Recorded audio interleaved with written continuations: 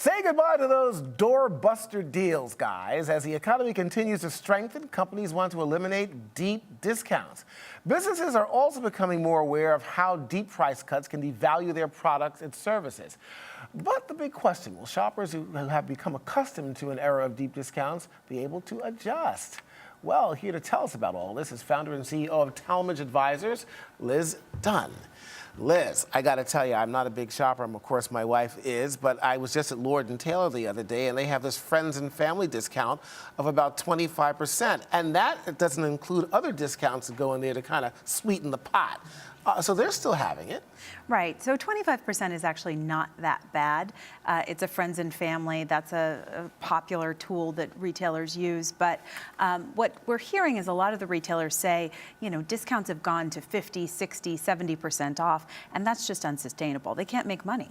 Liz, you know, I got to tell you, if you can give a discount of 50, 60, or 70%, what is the markup on these items? I think people are getting taken.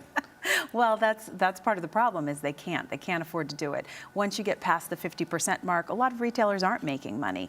The markup does tend to be, you know, 70% full price, but some retailers very rarely sell anything at full price. And so, you know, they really need to pare back. We saw a number of retailers going bankrupt this past year, as a result of these pervasive discounts. Well, you know, it's interesting. We talk about this and retailers losing money. We always talk about the big economic factors or indicators, you know, Black Friday, you know, around Thanksgiving, Christmas, and you have all these deals that are going on. They really kind of can decide and figure out exactly how they're going for the year.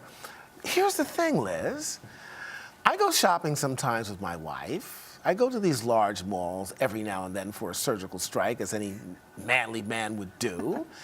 And I see people shopping all over the place. What's going on here? It's not like these places you don't see tumbleweed going through the hallways of the largest malls around the country. How could they be losing money? It's certainly not what it was. If you look at traffic to malls on a long-term basis, like over the last 4 or 5 years, it's been cut almost in half. So consumers are going to those malls half as frequently as they used to. They're also buying less. They're doing a lot more sort of window shopping. They're shopping online.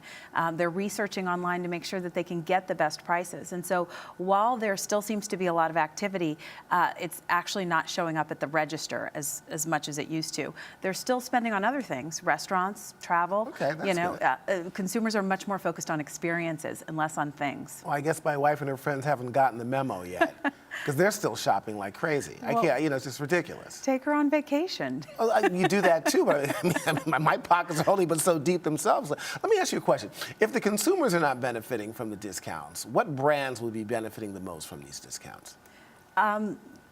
Actually, I think that's an interesting question. I think that the retailers that can sell convincingly at an everyday low price do quite well. Now, that's a hard thing to institute. So we saw like JCPenney's fail at attempting to do that. But like the fast fashion retailers do very well convincing consumers that the first price is the best price. Well, let me ask you a question then. Will there be any considerable backlash as a result of consumers and shoppers not seeing these deep discounts that they've had the luxury of in the past? Oh, absolutely. Getting off of the drug of heavy sales is really a hard thing to do. And so typically we do see sales revenue fall when a retailer attempts to cut back on sale activity, but it's sort of finding that right balance. Well, how do consumers get their fix then?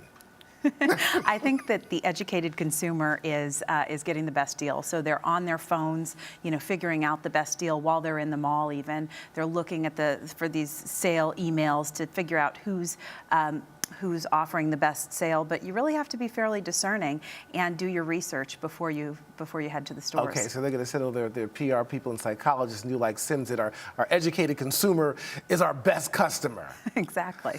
Liz Dunn, we've run out of time.